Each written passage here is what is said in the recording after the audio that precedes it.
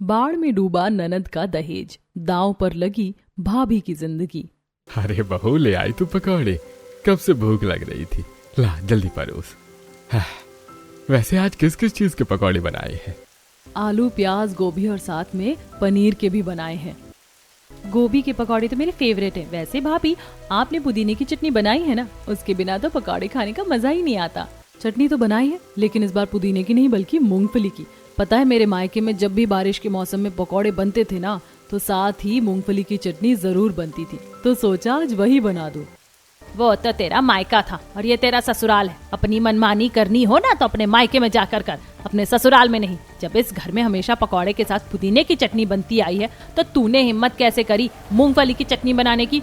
अब क्या हम सब तेरी पसंद से खाएंगे? माँ जी वो तो बस मैं कुछ नया खिलाना चाहती थी आप लोगों को। संगीता क्या हो गया अगर बहू ने इस बार मूंगफली की चटनी बना दी तो? इतनी छोटी सी बात पर कलेश करने की क्या जरूरत है? कभी कभी कुछ नया भी खा पी लेना चाहिए। हमेशा तो इस घर में आपकी ही मर्जी का बनता है ना। तो आप कहना क्या चाहते हैं कि इस घर में सिर्फ मेरी मर्जी चलती है, मैं किसी को कुछ नहीं करने देती? माँ जी आप गलत समझ रही हैं। पापा जी के कहने का मतलब वो नहीं था। अब बस 5 मिनट रुकिए, मैं अभी पुदीने की चटनी बना कर लेकर आती हूँ। कोई जरूरत नहीं है बनाने की, जैसे ये बनाया है ना वैसे इसे खाकर खत्म करो। संगीता गुस्से में अपने कमरे में चली जाती है, जिसे देखकर नेहा को काफी बुरा लगता है। तुम तो अपनी सास को जानती हो ना बहू, उसे तो बस नाराज होने का मौका चाहिए। जब भूख लगेगी तो खा लेगी वो। तब तक हम अपनी बहू के हाथ की मूंगफली की चटनी खाते हैं। ससुर की बात को सुनकर नेहा थोड़ा मुस्कुरा तो देती है, लेकिन मन ही मन काफी उदास होती है। तो वहीं थोड़ी देर बाद जब नेहा कमरे में जाती है तो क्या जरूरत थी अपनी पसंद की चटनी बनाने की? देखो नेहा, वैसे ही माँ मुझसे काफी उखड़ी रहती हैं और तुम्हारी इन हरकतों की वजह से वो मुझे कहीं बात करना ही ना बंद कर दें। जब से तुम्हें लव मैरिज करके लेकर आया हूँ हमेशा माँ का गुस्सा ही देखा है मैंने। तो प्लीज ऐसी हरकत मत किया करो कि जिससे उनकी नफरत देखने को मिल जाए। चेतन इसमें मेरी क्या गलती? इतनी सी छोटी सी बात पर कौन नाराज होता है भला? मुझे नहीं पता, बस मैं यही कहूंगा कि जो माँ कहें चुपचाप से उनकी सारी बात मान लो। चेतन और नीलम की कुछ महीनों पहले ही लव मैरिज हुई थी, जिससे संगीता बिल्कुल भी खुश नहीं थी। तो वहीं अपनी माँ के रुख की वजह से लव मैरिज के बावजूद भी चेतन हमेशा अपनी माँ की ही तरफ रहता था, जिसके चलते नीलम काफी उदास रहती थी। लेकिन इसके बावजूद भी वो अच्छी बहू होने का फर्ज निभाना कभी नहीं बोलती थी। इसी तरह एक दिन सब चाय पीते हुए, वैसे कुछ भी बोलो संगीता, इस बार हमारी बिटिया के लिए रिश्ते तो काफी अच्छे आए हैं। अब अगले हफ्ते हमारी बिटिया को देखने के लिए भी आ रहे हैं लोग। भगवान की कृपा रही तो इस बार तो हमारी बेटी की डोली उठकर ही रहेगी। अरे अच्छे रिश्ते आएंगे भी क्यों नहीं हमारी बेटी के लिए। उसके चाल चलन जो हमेशा से अच्छे रहे। कम से कम भरी जवानी में लड़कों पर डोरे डालकर उन्हें फंसाकर हमारी बेटी ने शादी तो नहीं करी, वरना ऐसी लड़कियों की कमी कहाँ है हमारे समाज में? संगीता का सीधा ताना उसकी बहू के लिए ही था, जिसे नीलम समझ तो जाती है लेकिन वो चुप रहती है। तभी टीवी में चल रही न्यूज में आसपास के कुछ गांवों में आई बाढ़ के बारे में बताया जाता है, जिसे देखकर आसपास के इलाकों में इस बार काफी भारी बारिश हुई है। वैसे मुझे नहीं लगता कि हमारे गांव में कभी बाढ़ आने की समस्या होगी। भगवान करे कभी बाढ़ ना आए, लेकिन हम सबको इसकी पहले से ही तैयारी करके रखनी होगी। भगवान ना जाने कब कौन सी मुसीबत आ पड़े। जब देखो मनहूस बातें ही करती रहेगी। अरे कभी इस मुंह से शुभ बातें भी निकाल लिया कर। खड़ी खड़ी क्या देख रही है? जा जाकर खाने की तैयारी कर। और हाँ, अगले हफ्ते तेरी ननद को देखने के लिए रिश्ते वाले आ रहे हैं, तो खाने पीने का अच्छे से इंतजाम कर देना। अब लव मैरिज तो कर नहीं रही है मेरी बेटी, जो 2 जोड़े लेकर भाग कर फेरे ले ले मंदिर में। अरेंज मैरिज कर रही है, इज्जत से जाएगी तो हर चीज का ध्यान रखना होगा। बेचारी नेहा फिर से एक बार ताने सुनकर किचन में जाती है और रात के खाने की तैयारी करने लगती है। तो वहीं संगीता का इस तरह का बर्ताव घर में किसी को भी कुछ खास पसंद नहीं था। इसी तरह अब कुछ दिन गुजरते हैं और आज संडे के दिन शीतल को देखने के लिए रिश्ते वाले आए होते हैं। बहन जी हमारी तरफ से तो रिश्ता पक्का समझिए। अब बस बच्चे आपस में एक बार बात कर लें तो ठीक रहेगा। हाँ बहन जी क्यों नहीं, वैसे रिश्ता तो पक्का ही है, तो कुछ लेन देन की बात कर लें। कैसी बात कर रही हैं आप? भगवान की कृपा से सब कुछ है हमारे पास। आपने तो हमें शर्मिंदा कर दिया। देखिए वैसे तो हमें कुछ नहीं चाहिए, लेकिन आपको तो पता ही है कि फ्रिज, टीवी, बेड, फर्नीचर, रसोई का सामान, घर का सामान, वॉशिंग मशीन, कपड़े, गहने, ये सब तो हर कोई माँ बाप अपनी बेटी को देता ही है। अगर आप अपनी बेटी को देंगे तो वही तो इस्तेमाल करेगी। हम कौन सा इसे लेकर कहीं जाएंगे? हाँ बहन जी ये तो है ही। अब जब बेटी माँ बाप की मर्जी से शादी करके जाती है तो ये सब तो लेकर जाती है। आप निश्चिंत रहिए, किसी भी चीज की कमी नहीं होगी। इसे कहते हैं अपने मुंह मियाँ मिट्ठू बनना। ना ना करके सब कुछ तो मांग ही लिया इन लोगों ने। वैसे बहन जी एक बात और करनी थी आपसे। अब मेरा बेटा ईशान अगले महीने की 4 तारीख को विलायत बुलाया जा रहा है। दरअसल उसने वहीं पर अपना काम जमा लिया है ना, इसीलिए अब बेटा जा रहा है तो जाहिर सी बात है बहू भी जाएगी। तो इसीलिए हम चाहते हैं कि शादी इन्हीं 2-3 हफ्तों के अंदर हो जाए।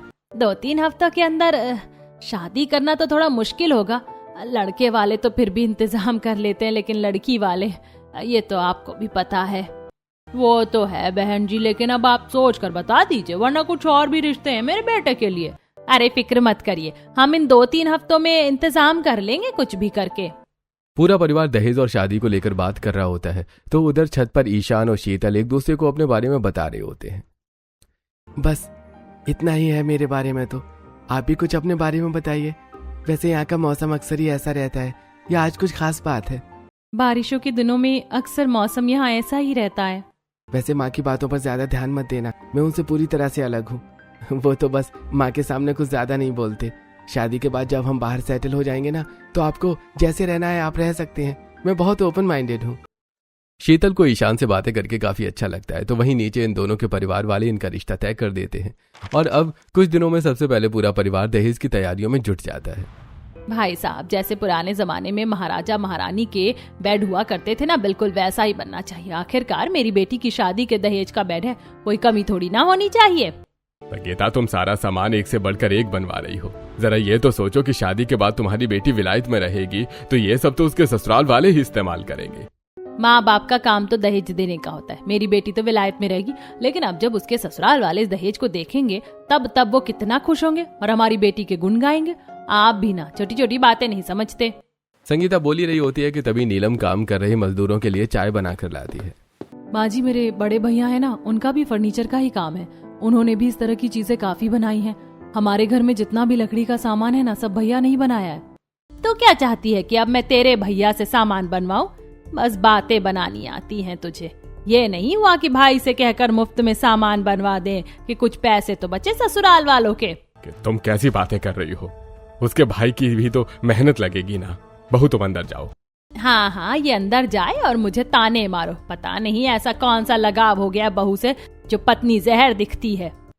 नेहा को अब अपनी सास के इस तरह के तानों की आदत सी पड़ चुकी थी, इसलिए अब वो ज्यादा इस बारे में नहीं सोचती। वहीं इसी तरह 2 दिन और गुजरते हैं और आज पूरा परिवार शीतल की शादी और बाकी दहेज की शॉपिंग के लिए शहर गया होता है। माँ जी, वॉशिंग मशीन, फ्रिज और बाकी सामान तो ठीक लग रहा है, लेकिन टीवी तो आपने कुछ ज्यादा ही बड़ा ले लिया। और वैसे भी आज के समय में इतना बड़ा टीवी कौन ही देखता है। जितने रेट का ये टीवी है ना, इतने में तो आप ओवन, एक नॉर्मल टीवी और साथ ही साथ 2-3 सामान और भी ले सकती हैं। बहुत ज्यादा ज्ञान देने की जरूरत नहीं है तुझे। मुझे पता है कि मुझे क्या लेना है और क्या नहीं। आई बड़ी। नेहा, तुम माँ को उनका काम करने दो ना, उन्हें मत सिखाओ कि उन्हें क्या करना है और क्या नहीं। माँ, ये टीवी अच्छा लग रहा है, हम यही पैक करवा लेते हैं। अपनी सास से ज्यादा अपने पति का बार बार नीचा दिखाना नेहा को सबसे ज्यादा चुभता था। तो वहीं अब सारे इलेक्ट्रॉनिक सामान की शॉपिंग के बाद वो सब साड़ी और गहनों की दुकान में आ जाते हैं। भाभी, ये वाली साड़ी कैसी है? पता है आजकल ये घुंघरू वाली साड़ी बड़ी चल रही है। मैं तो सोच रही हूँ अपने रिसेप्शन पर यही वाली साड़ी पहनूंगी। उससे क्या पूछ रही है? वो तो खुद 2 जोड़ों में शादी करके घर आई थी, उसे क्या पता कि कौन सी साड़ी कब पहनी जाती है। माँ, आप क्यों भाभी को बार बार ताने देती रहती हो? कम से कम इस वक्त तो मत दो। घर में खुशियों का माहौल है और आप हो कि। ऐसा नहीं कहते शीतल, माँ जी बिल्कुल ठीक कह रही हैं। वो हमसे कितनी बड़ी हैं, उन्हें चीजों की अच्छे से परख है। तुम माँ जी से पूछो, मैं तब तक कुछ सूट देख लेती हूँ। अपनी इतनी बेइज्जती के बाद भी नीलम अपनी सास के सामने उफ तक नहीं करती। तो वहीं इन्हीं कुछ दिनों में शीतल की शादी और दहेज की सारी शॉपिंग हो जाती है। वहीं फर्नीचर का सारा सामान भी बनकर लगभग तैयार हो जाता है, जिसे देखकर आज पड़ोस की औरतें। संगीता, सामान तो तुमने एक से एक लिया अपनी बेटी के दहेज के लिए। सच में कितना पैसा लग गया होगा ना इसमें।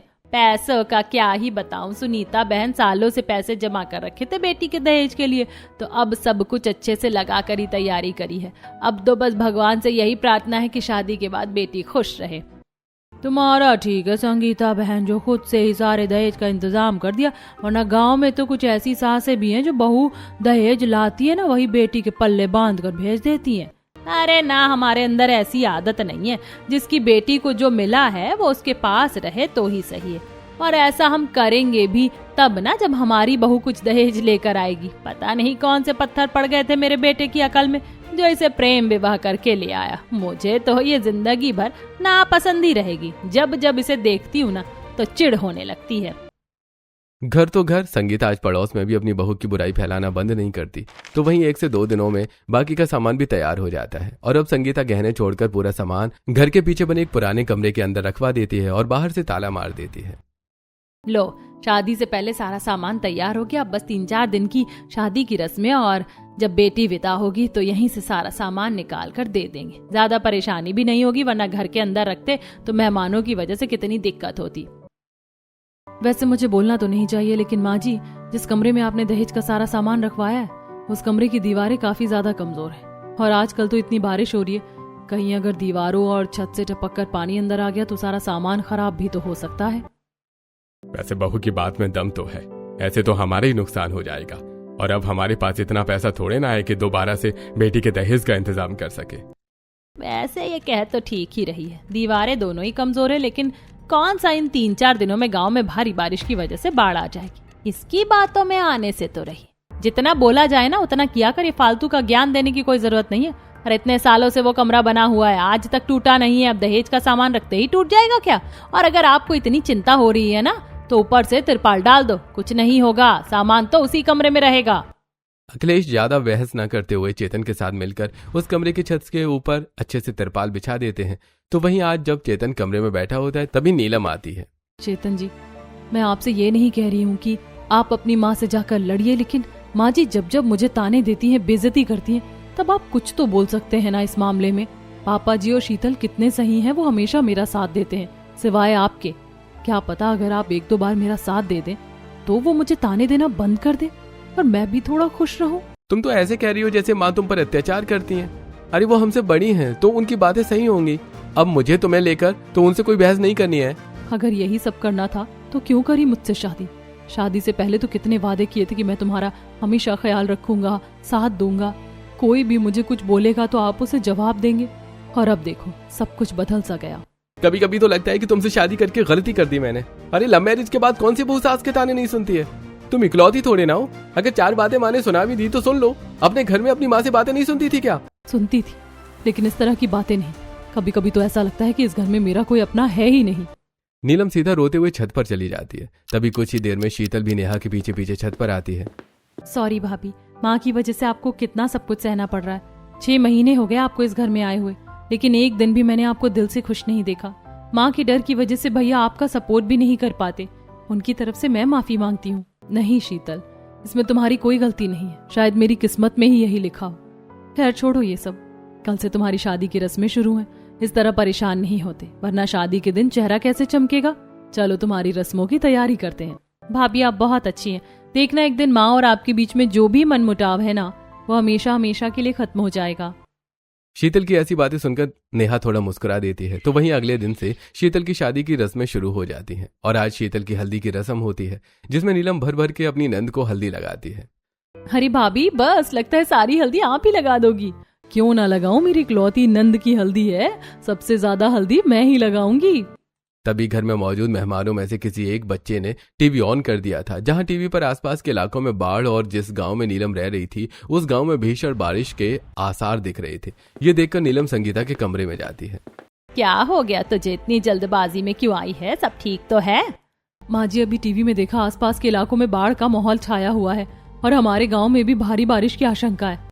जब आती है मनूस खबर ही लाती है। अरे कभी कुछ अच्छी खबर भी ले आया कर। मुझे आप भले ही मनहूस कहें या भला बुरा, लेकिन मैं जो कह रही हूँ आप प्लीज उसे मान लीजिए, और खास तौर पर जो उस कमरे में दहेज का सामान रखा है उसे निकलवा कर छत वाले कमरे में रखवा दीजिए। अगर कल को बारिश जैसी आपदा आती है तो कम से कम सामान तो सुरक्षित रहेगा ही। बस बहुत हो गई तेरी बकवास। अगर तुमने दोबारा मेरी बेटी के दहेज के सामान को लेकर कुछ भी बोला ना तो मुझसे बुरा कोई नहीं होगा। मुझे लग रहा है कि मेरी बेटी के दहेज को देखकर तेरे अंदर लालच आ गया है, तभी तो तू उसके पीछे पड़ी है। ऐसी बातें सुनकर नीलम चुप हो जाती है। तो वहीं कमरे के बाहर खड़ी पूनम, जो हल्दी की रस्म में आई होती है, वो भी संगीता की सारी बातें सुन लेती है और अब अकेले में। तुम्हारी सास कैसी है? मैं तो ऐसी सास के साथ एक दिन भी एडजस्ट नहीं कर सकती। अब क्या बताऊं भाभी, लेकिन जो है सो है, अब क्या कर सकते हैं। वैसे आपने कुछ खाया नहीं है, आप कुछ खा लीजिए। नीलम चाहकर भी अपनी भाभी के सामने अपनी सास की कुछ बुराई नहीं करती। तो वहीं इसी तरह शादी की 1 से 2 रस्में और गुजरती हैं और आज रात जब शीतल के हाथों में शादी की मेहंदी लग जाती है तो मुझे तो अभी भी यकीन नहीं हो रहा कि कल मेरी शादी है। शादी के बाद लाइफ कितनी चेंज हो जाती है, पता नहीं मैं वहां पर कैसे रहूंगी। ये तो है, शादी के बाद एक लड़की की जिंदगी पूरी तरह से बदल जाती है, लेकिन बस एक चीज का ध्यान रखना, कोई तुम्हारा साथ दे या ना दे, लेकिन तुम्हारा पति हमेशा तुम्हारे साथ होना चाहिए। उसका साथ ही तुम्हारे लिए सबसे ज्यादा जरूरी है। नीलम शीतल को एक बड़ी बहन की तरह शादीशुदा जिंदगी से जुड़ी कुछ बातें बता रही होती है, जिसे कमरे के बाहर खड़ी संगीता कान लगाकर सुनती है। अच्छा तो ये बात है, अभी बताती हूँ इसे। संगीता सारी बातें सुनकर चेतन के पास जाती है और नीलम की उल्टी सीधी चुगली कर देती है, जिसके बाद हम नीलम जैसे ही सोने के लिए कमरे में आती है तो गुस्से से चेतन बोलता है, मेरी बहन को क्या समझा रही थी कि शादी के बाद वो अपने पति को अपने वश में रखे, जैसा तुमने मुझे रखा हुआ है। अरे खुद की जिंदगी कैसे भी कट रही हो, लेकिन मेरी बहन को तो सही नसीहत दो। ये तुम क्या बकवास कर रहे हो? मैंने ऐसा कुछ नहीं कहा उसे। क्या एक पति का पत्नी का साथ देना गलत है? तुम्हारे लिए होगा, औरों के लिए नहीं। और मुझे पता है कि ये चुगली भी तुमसे किसने की है। देखो, कल सुबह मुझे जल्दी उठकर काम करने हैं, तो मुझे तुमसे कोई बात नहीं करनी। नीलम चेतन से उम्मीदें खो चुकी थी, इसलिए अब नीलम चेतन से भी कुछ ज्यादा खास बात नहीं करती। इसी तरह सो जाते हैं। रात के तकरीबन घड़ी में 1 बज रहे होते हैं, तभी बादल तेज गरजने लगते हैं, जिसके बाद जब सुबह सब लोगों की आंखें खुलती हैं तो उनके पैरों तले जमीन खिसक जाती है। लगातार हुई भारी बारिश और आसपास के गांव में आई बाढ़ की वजह से अब इनके गांव में भी बाढ़ के रूप में पानी आ चुका था। हे भगवान जी, ये क्या हो गया? आज तो मेरी बेटी की शादी थी और आज ही इस बाढ़ को आना था। अब क्या करें हम? जितना सामान बचा है उसे जल्दी से ऊपर वाले कमरे में ले जाओ। सभी लोग घर के सामान को बचाने में लगे होते हैं कि तभी नीलम बोलती है, 1 मिनट छोड़ो उसे। दहेज के कमरे का क्या हुआ? वहां तो दहेज का सारा सामान रखा था ना। नीलम की बात सुनकर अब सभी उस बाढ़ के पानी में पैर बढ़ाते हुए उस कमरे की तरफ जाते हैं और देखते हैं कि बाढ़ के तेज प्रेशर की वजह से वो कमरा कब का टूट गया है और लगभग बाढ़ में बह चुका है। ये भगवानी, ये क्या हो गया? जिंदगी भर की जमा पूंजी और लोगों से थोड़ा बहुत कर्ज लेकर बेटी का एक दहेज का जुगाड़ किया था और सब कुछ इस बाढ़ में बह गया। नहीं, ये सच नहीं हो सकता। मेरी माँ, बाबा, भैया की मेहनत का सामान बाढ़ में नहीं बह सकता। नहीं, ये सच नहीं हो सकता। दहेज का सामान पूरी तरह से बाढ़ में बह चुका था और थोड़ी देर बाद जब बारिश रुकती है और बाढ़ का पानी हल्का कम होता है तो आसपास की औरतें बातें करती हैं। सामान का तो कुछ नहीं है, आज नहीं तो कल आ जाएगा, लेकिन बेटी के दहेज का क्या करोगी? तुम्हारे पास तो एक कुर्सी तक नहीं बची। क्या दोगी बेटी के दहेज में? ये सब कुछ इस मनहूस की वजह से हुआ। कितने दिनों से रट लगा कर बैठी थी कि बाढ़ आएगी बाढ़ आएगी, लो आ गई बाढ़ और मेरी बेटी के दहेज का सारा सामान ले गई। लेकिन संगीता, इसमें बहू की भला क्या गलती है? वो तो भले के लिए ही समझा रही थी ना, लेकिन तुम्हें तो अपनी जिद पूरी करनी थी। हाँ, मेरे दहेज का सामान है, क्या तो इसमें भाभी का क्या कसूर है? उन्होंने तो बोला था, हमने ही नहीं सुनी। चुप करो तुम लोग। ये सब कुछ इसी मनहूस की वजह से हुआ है। जिस दिन से इसने घर में कदम रखा है ना, उस दिन से मैं एक दिन भी खुश नहीं रही हूँ। अपनी बेटी का ढेर सारा सामान बाढ़ में बहने का कारण भी अब बेचारी नीलम पर ही मर देती है। तो वहीं 1 से 2 दिन में जब बाढ़ का पानी पूरी तरह से सूख जाता है तो लीलावती आती है। हाँ जी, जो हुआ बहुत बुरा हुआ, लेकिन हम बिना दहेज के तो शादी करेंगे नहीं। 1 हफ्ते का समय है, अगर दहेज का इंतजाम हो जाए तो बता देना, वरना फिर हम कहीं और देखेंगे। लीलावती की ऐसी बातें सुनकर उसके जाते ही, ये लोग तो दहेज के लालची हैं, जिंदगी की सारी जमा पूंजी लगा दी। अब मेरी इतनी हैसियत नहीं है कि 1 हफ्ते में फिर से सभी चीजों का बंदोबस्त कर सकूं, और ना ही कोई इतनी जल्दी इतना बड़ा कर्ज देगा। मैं तो कह रहा हूँ तोड़ दूं ये रिश्ता। कैसी बातें कर रहे हैं आप? इतना अच्छा रिश्ता मैं कैसे जाने दूं? चाहे अब कुछ भी करना पड़े, लेकिन मैं अपनी बेटी की शादी तो करवा कर रहूंगी। और तू मनहूस, तू क्या कर रही है यहाँ? जा मेरी नजरों के सामने से चली जा। संगीता की ऐसी बातें सुनकर अब वो सीधा कमरे में जाकर अपने बैग पैक करने लगती है। तभी पीछे पीछे शीतल भी आ जाती है। भाभी, आप कहाँ जा रही है? माँ की बातों को सुनकर घर छोड़कर मत जाइए, मुझे इस वक्त आपकी बहुत जरूरत है। मैं कहीं नहीं जा रही, बस 1-2 दिन के लिए मायके जा रही हूँ। क्या पता अगर 1-2 दिन माँ जी मुझे ना देखें तो उनका गुस्सा शांत हो जाए। तुम अपना ख्याल रखना। अपनी सास के तानों से परेशान होकर नीलम 2 दिन के लिए अपने मायके आ जाती है। खुद का किया हुआ अपने बच्चों पर उतरता है, जैसे वो तुम्हारे साथ बर्ताव करती थी ना, शायद इसीलिए भगवान ने ऐसा किया है। मैं भी एक बहन का भाई हूँ, तो बस यही चाहूंगा कि उस बहन की जिंदगी खराब ना हो। कहीं ना कहीं से पैसे का इंतजाम हो ही जाएगा। वैसे मैं तो फर्नीचर का काम करता हूँ, अगर कुछ भी फर्नीचर के सामान की जरूरत है तो मुझे बता देना, जल्द से जल्द तैयार करवा कर भेज दूंगा। मैंने तो पहले ही दिशा के दहेज के सारे सामान को इकट्ठा करके रख लिया है, ताकि आखिरी समय में कोई दिक्कत ना हो। नीलम की छोटी बहन दिशा की शादी को तकरीबन 6 महीने पड़े थे, लेकिन दिशा के घर वालों ने पहले से ही दहेज का सारा सामान तैयार करके रख दिया था। तो वहीं ये सुनकर नीलम बोलती है, वैसे तो मुझे ये कहने का कोई हक नहीं है, लेकिन दिशा की शादी को भी पूरे 6 महीने पड़े। 1 महीने पहले भी इंतजाम करना शुरू करेंगे ना तो समय से सब हो जाएगा। आप लोगों ने दिशा की शादी में देने के लिए जो जो सामान कपड़े सब लिए आप मुझे दे दीजिए, वो मैं अपनी नंद के दहेज में दे दूंगी और उसके बाद समय से पहले सारे पैसे भी चुका दूंगी आपके। जो लोग तेरी जरा भी इज्जत नहीं करते तुम उन लोगों के लिए अपनी ही बहन के दहेज का सामान दांव पर लगा रही हो। हाँ नीलम, ये सही नहीं है, समझो इस बात को। तुम उस घर की बहू हो तो इसका मतलब ये नहीं है कि सारी जिम्मेदारी तुम पर ही है। मैं आप लोगों को सच में 6 महीने के अंदर सारे पैसे दे दूंगी जितने भी हुए। तब तक के लिए आप लोग प्लीज मेरी परेशानी समझिए। आपकी ननद सच में बहुत किस्मत वाली है जिसे आप जैसी भाभी मिली। बहुत कम लोगों को मिलती है ऐसी भाभी। अपनी बहन की परेशानी समझते हुए दिशा सभी घर वालों को अपना दहेज देने के लिए मना लेती है। तो वहीं अगले दिन ही नीलम अपने ससुर को कॉल करती है और उन्हें बुलाकर सारी बात बताती है। बहू, ये भी ठीक नहीं है। मैं अपनी बेटी के दहेज के लिए किसी और बेटी का दहेज नहीं ले सकता। अगर मेरी बेटी की शादी होती है तो अच्छी बात है, नहीं होती है तो उसकी किस्मत में कुछ बेहतरीन लिखा होगा। पापा जी, आप मुझे अपनी बेटी मानते हैं ना, तो मेरी बात मान लीजिए। और हाँ, मेरी कसम है आपको, अगर आपने इस बारे में किसी को कुछ बताया, आप कह देना कि आपके किसी दोस्त ने आपको पैसे दिए हैं, वरना माँ जी को सच पता चल गया तो वो तो ये दहेज भी नहीं लेंगी। नीलम के कहने पर अखिलेश चुप रहता है। वहीं अपने दोस्त का नाम लेकर अखिलेश सारा दहेज का सामान लेकर घर आ जाता है, लेकिन न चाहते हुए भी शीतल को सच्चाई पता चल जाती है और वो अकेले में अपनी भाभी से बोलती है। भाभी, आपको क्या लगा कि आप मुझे कुछ नहीं बताएंगी तो मुझे पता नहीं चलेगा? इन फर्नीचर के सामान पर जो नक्काश है वो आपके भैया करते, और ये वही दहेज का सामान है जो आपकी बहन के लिए जोड़ा गया था। आपको याद नहीं, जब पिछले महीने मैं आपकी माँ के घर आई थी तो मैंने सारा सामान खुद देखा था। आप ऐसा मत करिए भाभी। शीतल, भगवान के लिए चुप हो जाओ और इस बात को अपने मुंह से मत निकालो, कम से कम शादी होने तक तो बिल्कुल नहीं। नीलम के कहने पर शीतल चुप हो जाती है। तो वहीं संगीता अब सारा दहेज का सामान अपने कमरे में रखवा लेती है। तुम मेरे कमरे में बिल्कुल नहीं आओगी, और खबरदार जो तुमने एक भी दहेज के सामान को छुआ तो पता चला ये भी बाढ़ में बह गया। संगीता के ऐसे ताने देने पर भी चेतन कभी अपनी माँ से कुछ नहीं कहता था। इसे देखते देखते शीतल इतना थक चुकी होती है कि आज वो अपने भाई से ही लड़ना शुरू कर देती है। अरे भैया, कुछ तो शर्म करो। आप भाभी से लव मैरिज करके लेकर आए थे, आजकल तो अरेंज मैरिज वाले भी अपनी पत्नियों का साथ देते हैं। और हाँ फेंकी, तू किस ज्यादा नहीं बोल रही है? जितनी है ना उतनी ही बातें कर, समझी? नीलम बीच में आते हुए। शीतल चुप हो जाओ, कल तुम्हारी शादी है, तुम्हें तैयारी नहीं करनी है क्या? चलो।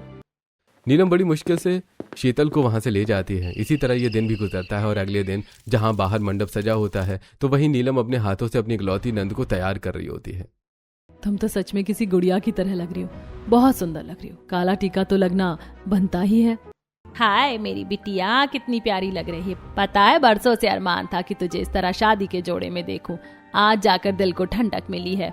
लोग शीतल को इस तरह शादी के जोड़े में देखकर थोड़े भावुक हो जाते हैं। तो वहीं कुछ देर में बारात आ जाती है और लीलावती सबसे पहले सारा दहेज का सामान आंगन में रखवा कर एक एक चीज चेक करने लगती हैं। सारी चीजें काफी बढ़िया है। पता नहीं आप लोगों ने इतने कम दिनों में कैसे इंतजाम किया, लेकिन दिल खुश कर दिया आप लोगों ने।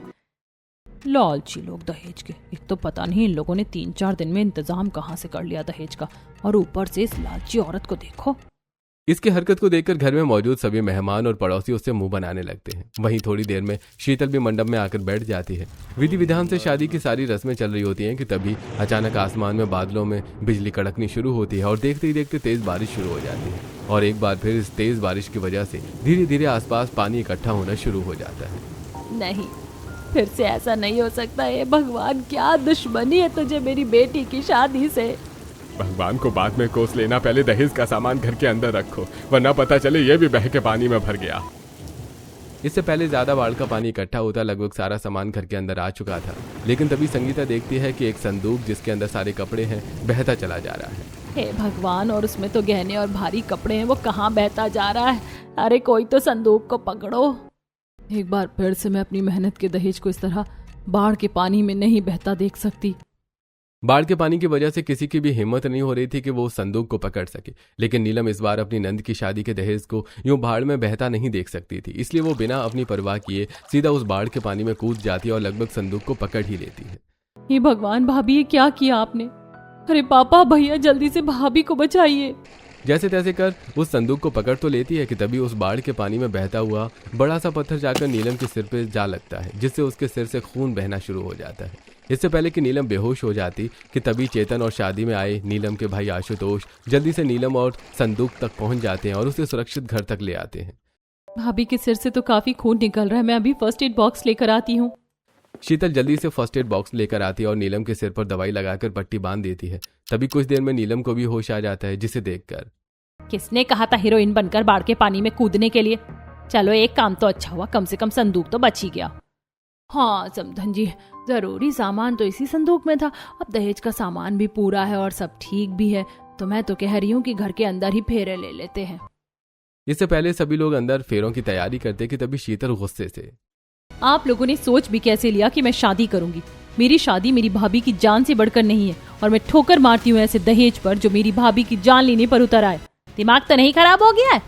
वो इतने अच्छे रिश्ते को ठुकरा रही है और कौन सा ये दहेज तेरी भाभी लेकर आई है? और मैंने तो नहीं कहा था कि इसे पानी में कूदे।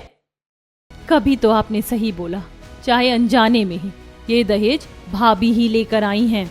शीतल से रहा नहीं जाता और वो संगीता को सारी सच्चाई बता देती है। इसे सुनकर उसके पैरों तले जमीन खिसक जाती है। तो वहीं ईशान, पहले आपने दहेज मांगा, मैं तब चुप था, वही मेरी सबसे बड़ी गलती थी।